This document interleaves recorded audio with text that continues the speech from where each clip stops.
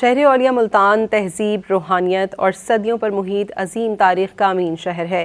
اسی تاریخی شہر میں مغلیہ دور کی عظیم یادگار شاہی عیدگاہ مسجد ہے، جو نہ صرف عبادت گاہ ہے بلکہ اسلامی فن تعمیر، روحانی سکون اور تاریخی عظمت کی شاندار علامت بھی ہے۔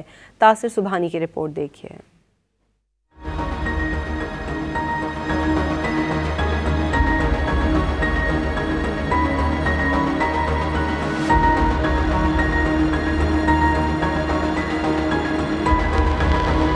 مسجد شاہی عیدگاہ مغل شہنشاہ محمد شاہ کے دور حکومت یعنی 17ویں صدی کے اختتام اور 18ویں صدی کے آغاز میں تعمیر کی گئی۔ اس مسجد کی تعمیر کی مالی سرپرستی ملتان کے مغل گورنر نواب عبدالصمد خان نے کی، جو اپنی دیانت، تقوی اور بہترین انتظامی صلاحیتوں کے باعث تاریخ میں ممتاز مقام رکھتے تھے۔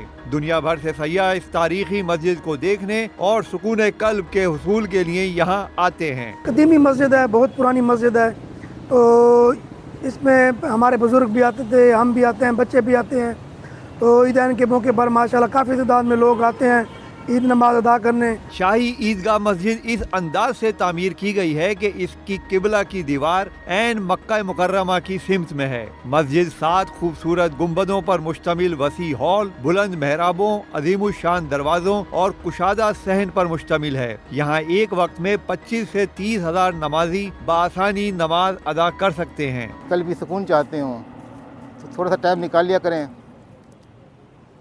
جمعے والے دن عصر کی نماز یہاں پڑھا کریں، انشاءاللہ آپ کے دل کی حاجتیں بھی پوری ہوں گی۔ شاہی عیدگاہ مسجد میں عیدین اور بڑے مذہبی اجتماعات کے موقع پر ہزاروں افراد اجتماعی عبادت کرتے ہیں۔ کیمرہ مین کیسر سردار کے ساتھ تاثر سبحانی، ڈان نیوز، ملتان۔